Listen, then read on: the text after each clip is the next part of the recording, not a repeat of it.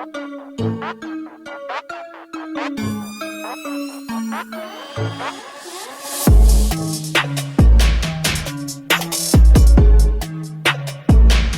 guys, this is episode 3 of the warm-up show with Fabian Süle. How are you doing, Fabian?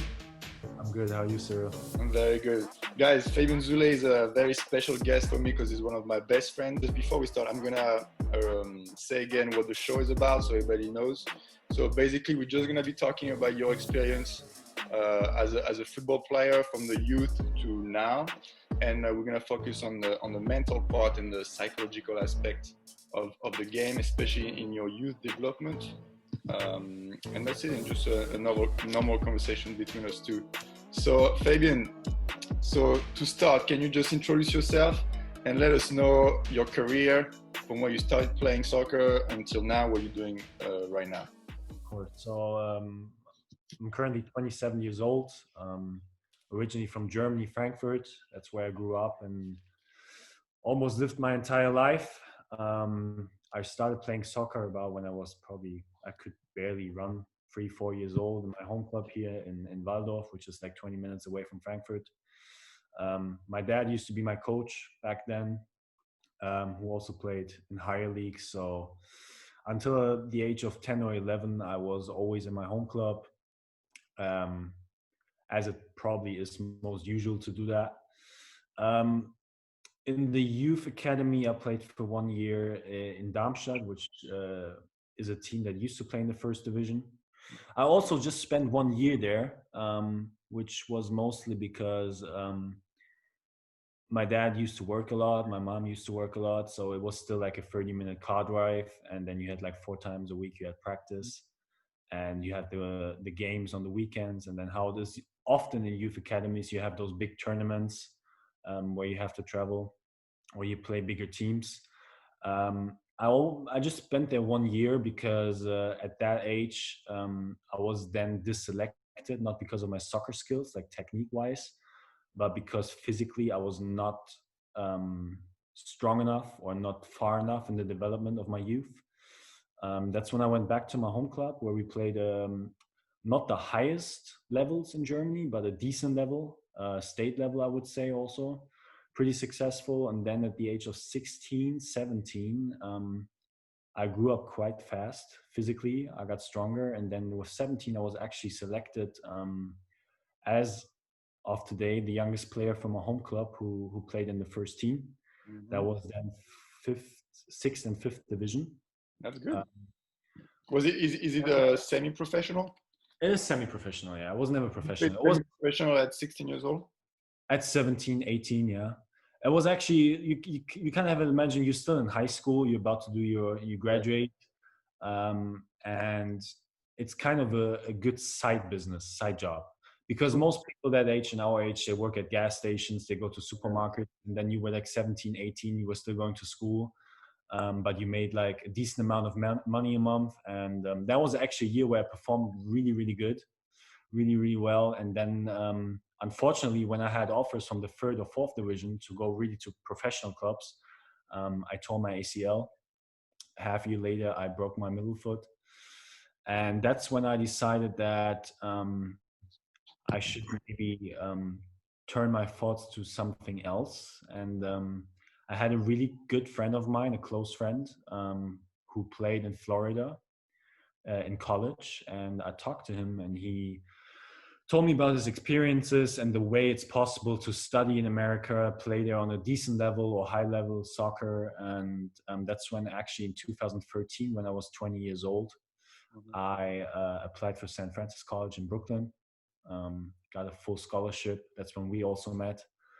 And then I played 4 years in college. And after college, when we graduated, I think it was a pretty successful 4 years that we had. I mean, we won 3 times the NEC, went to the NCAA. Right. I went to Munich to pursue my master's in international business, which I graduated now from end of last year. And now I'm on the transitioning phase of applying for a job in the financial sector in Germany.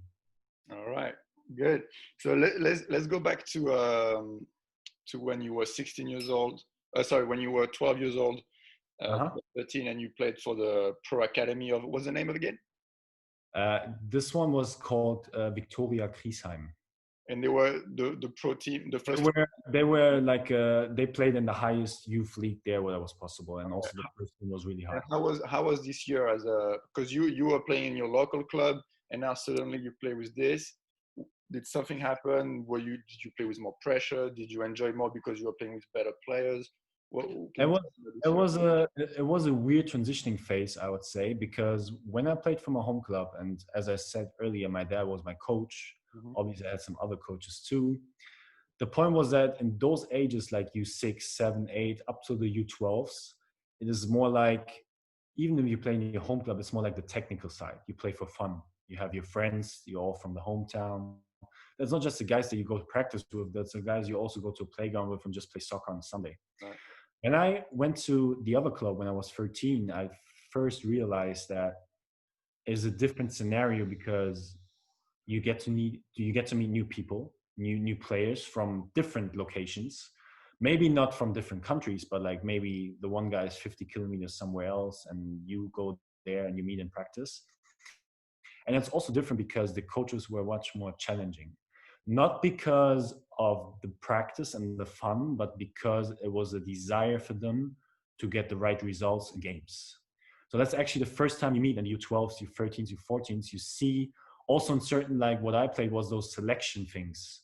So you start slowly by, you have, for example, certain neighborhoods, and then you have certain states, and then whether you're good or if you're good enough, you go to different levels and you play with better players from far away. And then And next. that's when I realized it's called, I think it's like a regional selection thing, I guess. That's the first time I realized then, even though it's hard to realize at that age, that coaches may be looking for results, but not even sometimes looking for the individual component of developing a player. You felt Because that you felt that already at 12 years old in Germany, that I the did. I did not feel that. I just felt that results are becoming much more. Getting the right result becomes much more important. But tracing back now and looking at it, even when I was then 15, 16, and I went back to my home club, I saw that the impact of results is so big in those clubs, in those youth academies. And the problem is too that I think at that ages, players have different development routines. So there's some players who are really technical but are really physically small. There's some guys who are far ahead of their age and they're physically really strong and tall.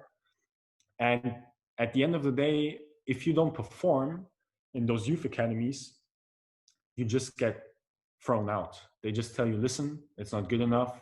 They get someone else.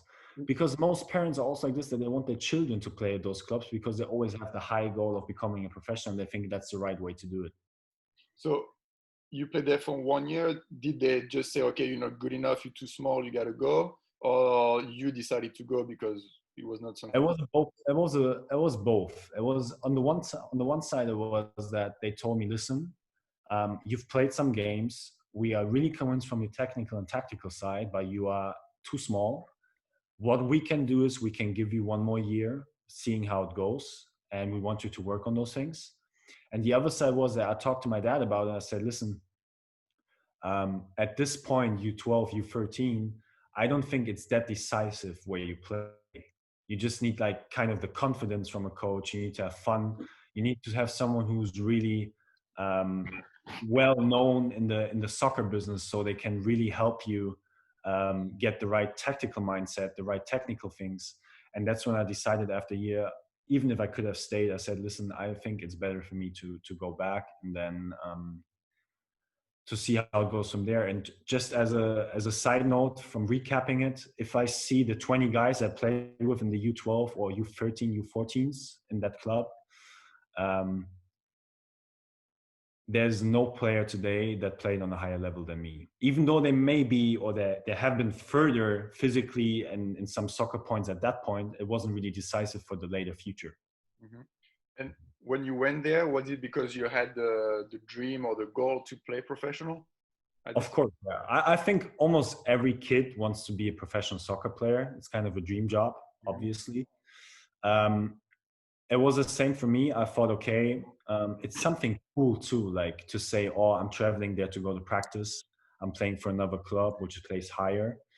At the end of the day, as I said, recapping it, I think the decisive parts of a soccer player are not, I mean, decisive parts in the way that whether you become a professional or you see how it works out is like beginning from the U16, U17s. That's when you can really see if someone is really good or not. Yeah. And in the U12 and 13s, I think, and I can only judge the way it works in Germany, but I think there's a lot of coaches and a lot of systems that try to neglect players that may be technical, that may be tactical, but they maybe are not as far in their development physically. So I think there was a lot of, because this is about Germany and it's interesting for us because I have no idea how it works over there, but it was the same for us actually in France because Yeah. it was the same generation. And when we were at this age, 12, 13 years old, I had the same problem. I got fired from Lille because I was too small as an 11-year-old guy. So you see how it kind of evolved because now we have Messi, best player in the world, who's small. You have the Spanish way of playing now. We have those technical players. Is it still like this in Germany where like they're still looking at strong players first and then they're trying to adapt and bring more technical players? So I cannot really answer it because it always depends, I guess. I'd say that I'm pretty sure or I'm certain that there's a lot of coaches who are still looking for those attributes. Mhm. I also think, though, that there are certain youth systems that came to change of mind that they say, okay, we are aware of those situations, we are aware of the technical side of the game, um, but the game is changing too. Yeah. The game is changing, and the problem is what I think is kind of crucial to understand is that the game today, the professional soccer game, is so much faster than 10 years ago. Like if you look at those professional guys, they're maybe small, but they're all really physical. They know how to work their bodies. They're mentally really strong. They're consistent. They're fast. They're technically and tactically on the good side. So you really need to have those 6, 7, 8 components in order to be a complete player. And I think that there is a trend that coaches, good coaches in those youth academies, realize that that there is players who are able to develop at a later stage in their youth life. So when you're starting to earn money, did anything switch in the way you approach games? Did you feel more pressure, or did you feel like all the players in the team were like, "Oh, why is he getting paid? He's 17 years old. He's playing with us." Did you feel anything switch in your head, or you kept on playing the same way? For me, nothing really changed because when I went to the first team, I mean, obviously the other players in the first team, they were older, not necessarily much older. There was some 20-year-olds, there was some 22-year-olds, but there were also like 30-year-olds, but they also got paid. And the guys that I used to play with in youth, when they found out that I get promoted to the first team, Mhm. um, and they were my friends, they were actually quite understanding because they said, listen, we just realized you're the best of us and you deserve it. And in the way I approached the game, it was different again. It was again a much different thing because the scenario was again that, like I said in the U12s, the results count. Mhm. That now it was, yeah, you're getting paid, and yeah, it's also fun. It's not like a professional level, but you are urged to win games. Mhm. It's about promotion and relegation. It's about performing. But I gotta tell you honestly, the pressure for me was okay. Yeah. I'm much more I'm much more like the situation that I was able to say I play on a really good level. I'm young, I get the chance to evolve as a player physically and also play with better players, get some money while I'm still in school, and other Mhm. people in my age or classmates I have to work somewhere else. That's how I saw it. It's interesting because in the episode one, I was talking with Adam Mabdi, and I was saying to me, well, I started getting paid at from 16 to 18 years old, so about the same age as you, but still playing youth football. Mhm. And we were three players in the teams who were getting paid. And at this time, I explained to him that's actually when I played my worst football those 2 years. And now I realize that it was because of this, because I felt more pressure, not from the coaches or for myself, but more for my teammate, or maybe can view me as something. Totally understand that. And I But think that's a problem that a lot of players have. a lot of players, and my problem was, and this is why I'm doing this show as well, is because there was nobody here to help me mentally in terms of the staff. There was no mental coach. There was nobody in the academy talking to you about this, because when you're in a pro academy, you are 20 players per team, and those 20 players wants to be pro. And then out of this, you have those 3 players who are now have maybe a bigger chance, I'm gonna say, even if it's not a bigger chance, but maybe the coaches see something in them that they don't see in the others. So you have the jealousy coming in, you have all this stuff. But the fact that you were getting paid and playing with other players getting paid, maybe that's also the difference between this, no? 100%. It was a different thing. And what I can tell you from my experience is that, especially in youth academies from pro clubs, like big clubs, whether it's Paris or Bayern Munich or any first division team, is what you just said. You have 20 players in each year. And there's not only the pressure that there may be players who are better and get paid, but at the end of the day, those 20 players, as you said, they want to become pro. The problem is, in the past years, and it's always been like this, and it's always going to be like this, out of those 20 players, and if you count it back now to the way this year started off in the U8s or 9s, there's maybe 1 or 2 players who are going to make it. Or zero. Or zero. So I think there is academies that have mental coaches, but it's not by far, it's not a real importance there. But to me, this is a crazy part, and I think where it needs to change. They need to have somebody helping the players in there, because, and I'm not surprised that it's like this in France and in Germany as well. I mean, I'm surprised because if you look at the best academies in the world, you have Germany, France, Spain, Portugal is not bad, England, but I'm pretty sure in all of those places, you go there and there's nobody really like following steps. The problem is, as I said again, at the end of the day, those are just teenagers. Yes, they have to perform on a high level. Yes, they have to practice every day. They got to go to school. But the point is that you have to realize that those things in combination put a high pressure on those teenagers. Yeah. And the high pressure is that mentally it can go either way. There's people, and that's also what makes a difference who's going to make it at the end and who's not.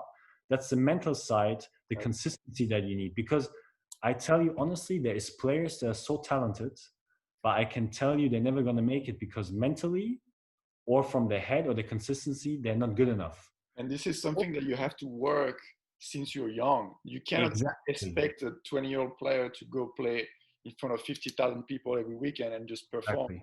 If you've never taught him young. That's my problem here. We need those coaches in the I mean, there's no guarantee. There's no guarantee that you're going to make it. But I think it's a big help. If you prepare them mentally, or you help them out to deal with certain situations, it's not only going to help them to perform better on the field, but it's also going to help them become more adults. That's it.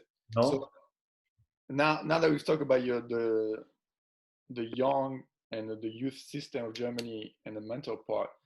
So like you said, and for everybody who's watching, Fabian's brother is Niklas Süle, is playing for Bayern Munich, and for the German national team was a World Cup.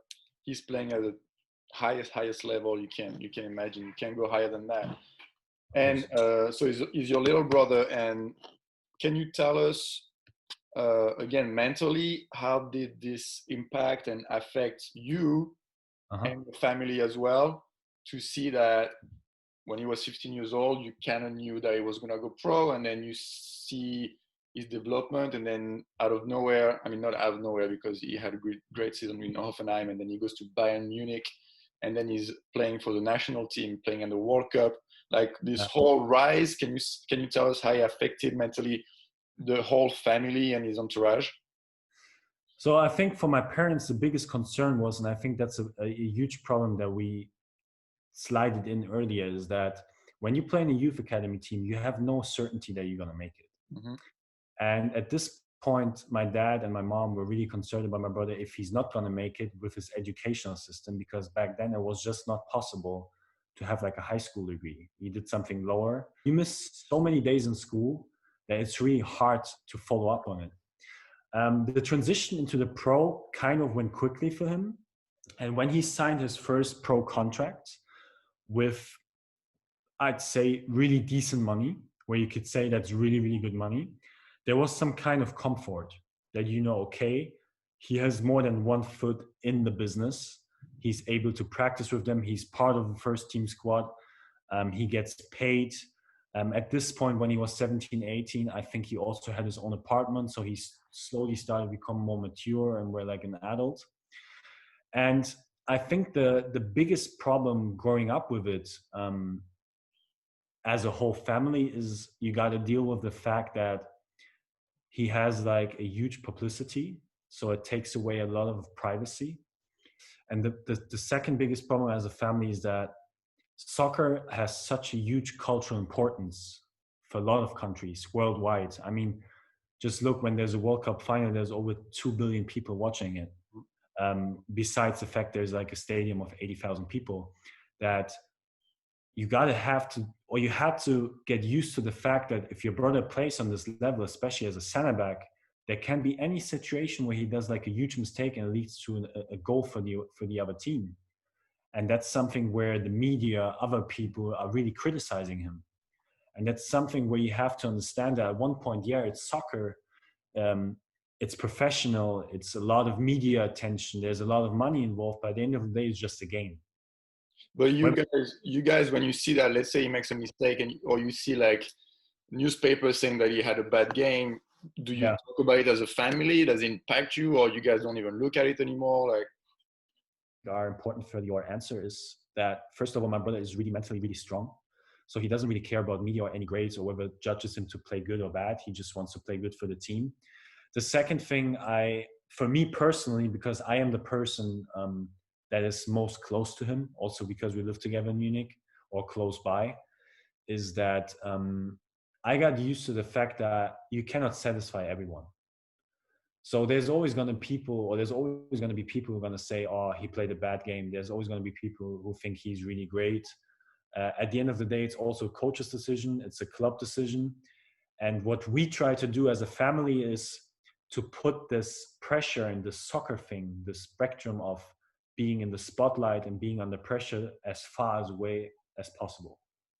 So when I'm with my brother on a normal day, we go out for dinner, whatever, we don't necessarily talk about soccer. mm-hmm. If he plays in the Champions League, I remember there was the game when they played Liverpool and they lost at home 3-1 and they went out in the second round. That was the year when Liverpool won the Champions League. We were at my brother's place after we were having a drink and we were talking about the game. I said, listen, it doesn't matter. Game is over. You did your best. Heads up, next day, tomorrow, is you're going to get some rehab. You're going to go get some treatment and then Life goes on. game. And I think that's really important because as a family, you got to deal with the fact that, and I think that's also a problem that you have in youth academies. And I think it's not always the coaches or the academies that are doing mistakes, but it's the parents and the families putting too much pressure on kids because they really want them to be professional because it's like a dream job. They really need to understand the fact that there's one in I know how many thousands of players who are going to make it.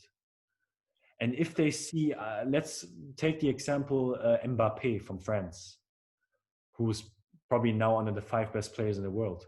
This development that he had, it's almost like a one-time thing. It doesn't just happen like that every year. But I feel like this mentality that you have right now, talking about that it's really hard. I think that in Europe, I think the kids understand this a little more than in the US. In the US, that could be. I mean, you probably know better than me. I cannot really judge about that because I just went. Just to tell you, I asked during this quarantine. I had some time, so I made a little quiz with all my players, 12 years old players.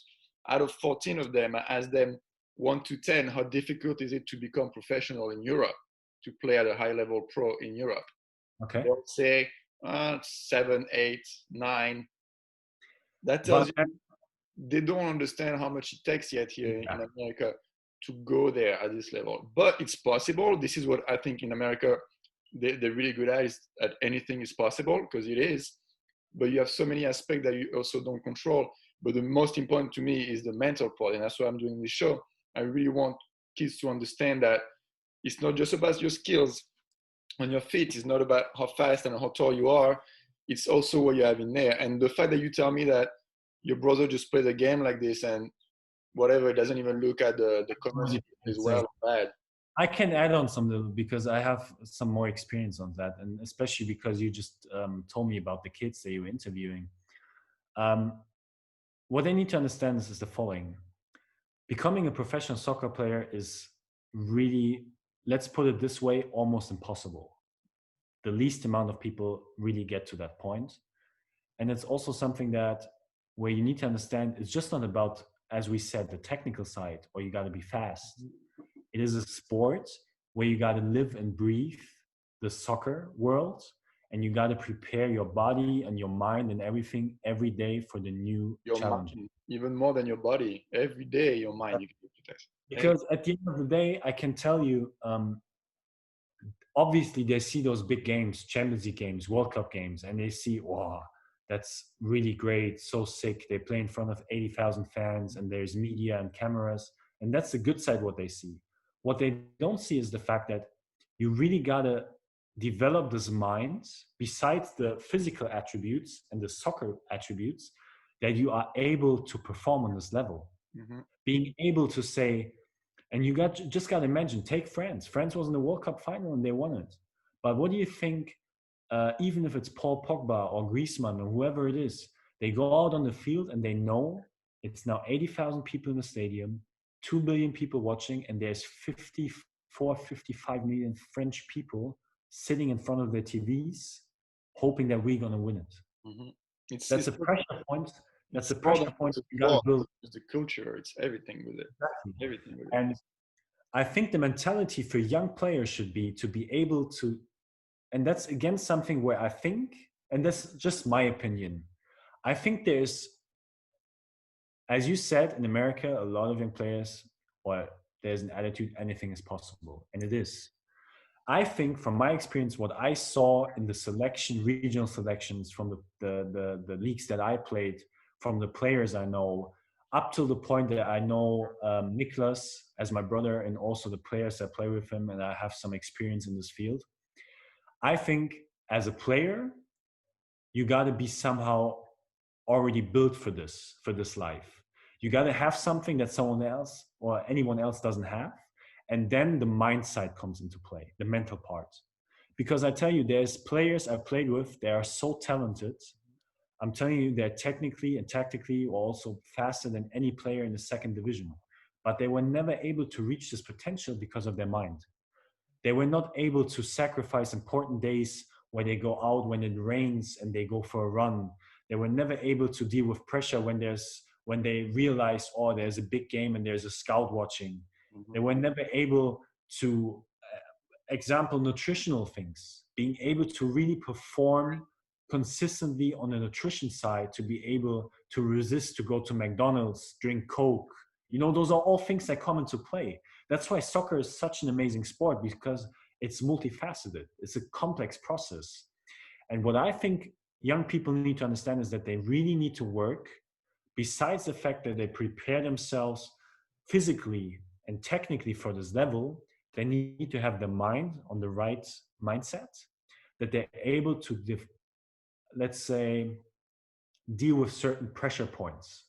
If they can do that, they need either, as you said, the requirement, or it's highly recommendable to have a mental coach to talk about those things, and they're not going to make it if they don't make it. I truly believe that you can work on this. I truly believe that even if you're not built mentally to handle the stress of playing in front of 5,000 people, I promise you that it's something that you can work on. But 100%. We're not doing it as an academy, or as, I think coaches really focus on the technical part and the physical part, and 100%. Forget the mental side, when to me it's got to be worked as the same amount as the technical. Every practice you need to be able to tell a kid to self-evaluate himself, to there's so many things that you can do, but this is something that is not done right now. There's something that you probably know too from your youth academy.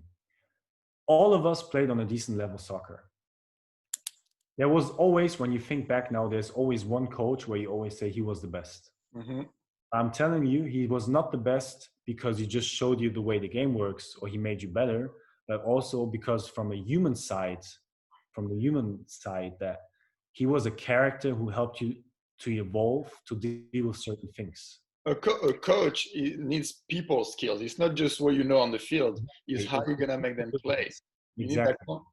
build their confidence, and then they're gonna Exactly. do what you And want. that's why it's so crucial also in youth academies to have coaches. And if there's a coach who realizes, listen, I'm a really good coach. I know the tactical side, I know the technical side, I know the physical side, but I'm maybe not as good as in the character side. I don't really know how to grab those guys.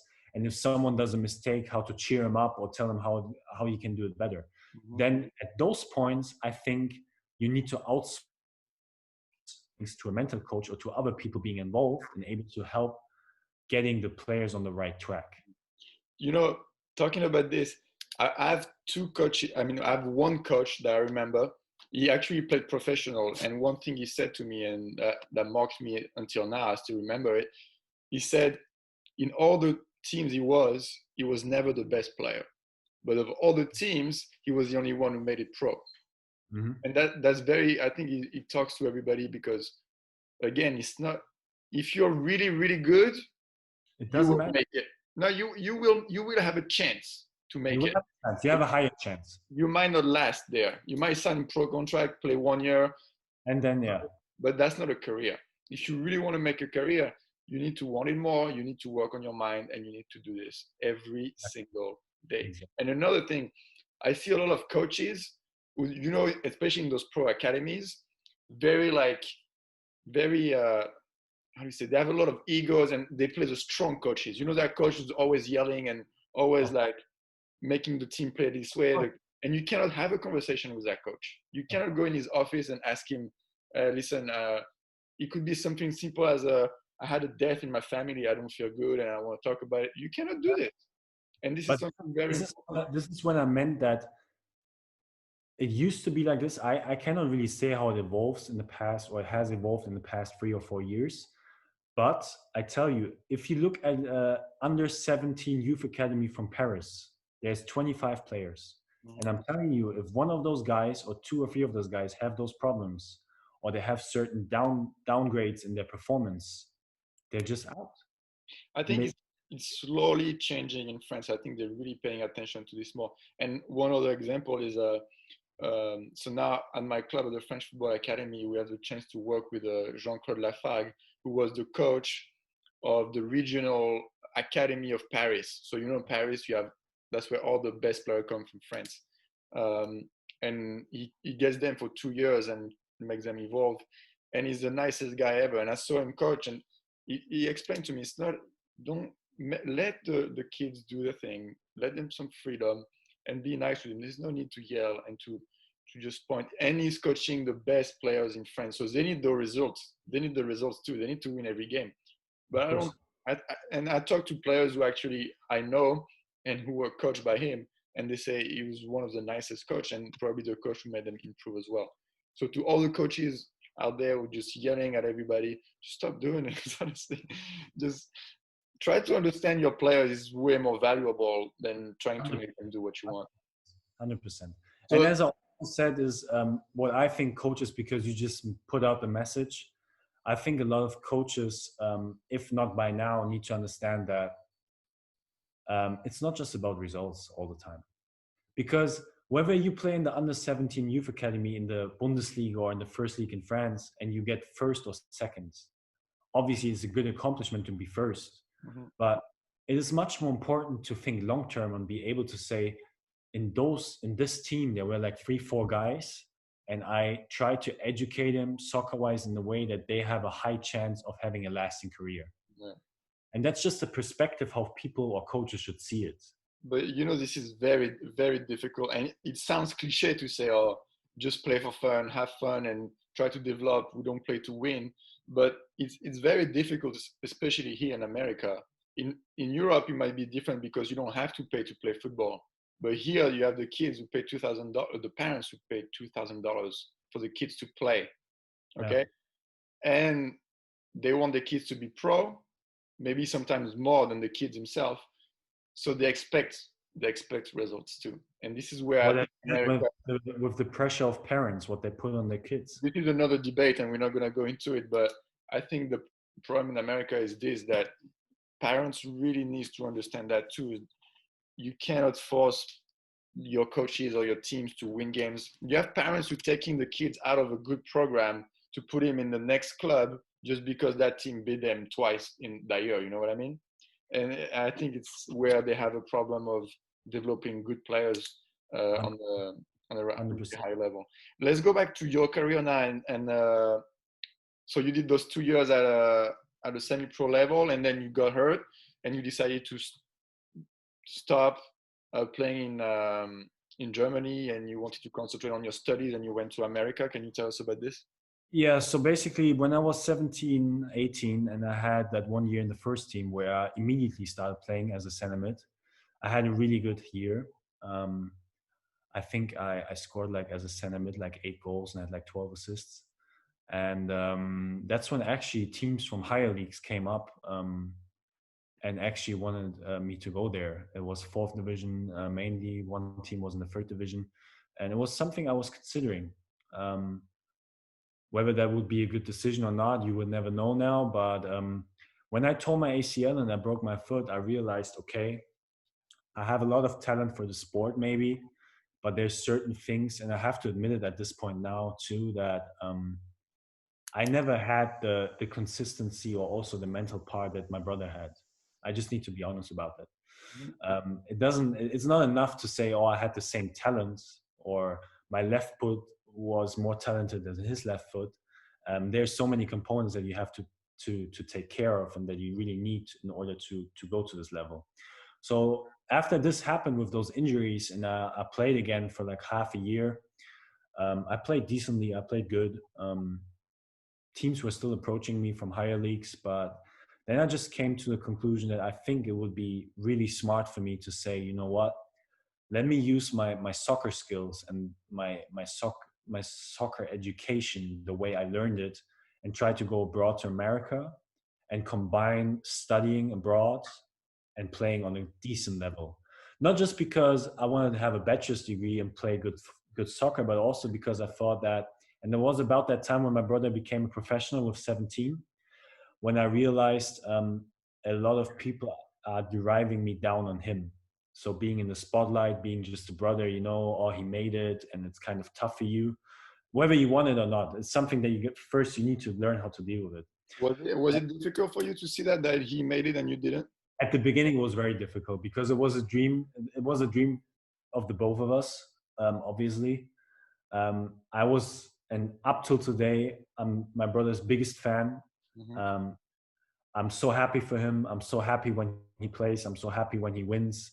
I remember when he won his first German championship, we were celebrating like crazy because it was something we always dreamt of. But it was tough. And this is also when I saw New York City and St. Francis College as an opportunity not to only, as I said, do both soccer and education, but also become a new character, you know, like be self-independent, grow up, be more mature, learn a language, get to meet like new people, make friends, cultural experience and all those kind of things, which I back then realized to be a great chance for me for my later life. All right. Okay, so now we're almost done. I'm just gonna ask you some questions, and you try to answer as quickly as possible. Okay? It's Is it like yes, no, or just like no, no, one? no. You have to kind of develop your answer too. Okay. First question: so we played for 4 years, 3 years together at St. Francis College. Got some couple of a championship. What was the best moment of our 3 years together?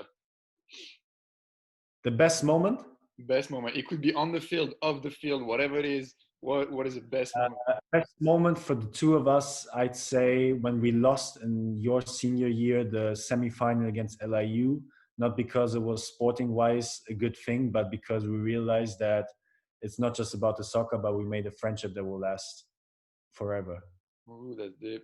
That was one of my worst moment though. Yeah, for you, but I miss the besides the penalty. fact that it was, soccer-wise it was bad, but then we realized. I remember us sitting at the bench being devastated, and We actually had the chance of winning this game. I think this game was we should have never lost it. But You know, it that took me. was when I realized, yes, we lost. We won it twice before, Mm, but it's not just about soccer. It's also about friendship and what we always call our team like a family. it took me so long to get over this thing, bro. Yeah. But Don't I remember also you- after I was like, okay, when I started moving on from it, I was just like, the next part that's coming is exciting too. I didn't know what I was gonna do because I, I kind of knew I didn't want to keep playing pro. I mean, go pro because I tried to play in USL, but I wasn't really in for it. I knew like there was no point for me to go play somewhere I didn't want to be in, and so there was something happening that was different because I did 4 years in college and I didn't want to do another year, and Yeah. I was kind of excited about what's coming in, but that game really hurt me. The fact But that I think I missed for the me pen. too, the second best moment was when in my senior year when I was captain and you were assistant coach when we won it. That was a really nice moment too. That's it. Guys, I was his coach for 1 year. I did everything to him. I made the player he is today. Okay. What is the worst moment on a football field? It doesn't have to be with me, just your whole career. What was your worst moment? When I tore my ACL. Yeah. Was it during a game or practice?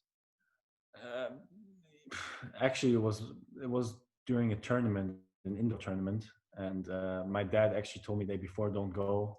You haven't practiced in 4 weeks. You don't have the right physical condition right now to do it." I just went there, and it happened. What is the one thing that football brought you and that you're so grateful for it? There's multiple things, but if I have to choose one, I'd say for as a character that I developed, being able to deal with different people from different cultures and being able to work in a team. Oh, that's very good. That's excellent. Great answer. All right, that's it. That was the three questions I ask all the time, and you just finished. So that's it. We're done. Fabian, thank you so much again for being on the warm-up show today. No And worries. what can we wish you for the future? What can you wish me for the future? I hope, first of all, a lot of health in those times. I'm still playing soccer in the low league team just for fun, so I stay active. But I'm trying to get my career going now. I'm trying to work, and other than that, I leave the professional side of the game to my brother. I hope that he comes back from his injury, and I hope the same way you were able to celebrate 2018, the France World Cup, that I'll be uh, glad enough to experience my brother celebrating some trophies in the next year, being able to enjoy the game that we love both, and that showed us the world. And yeah, That's that's it. All right. Thank you so much, Fabian. very And see you, everybody.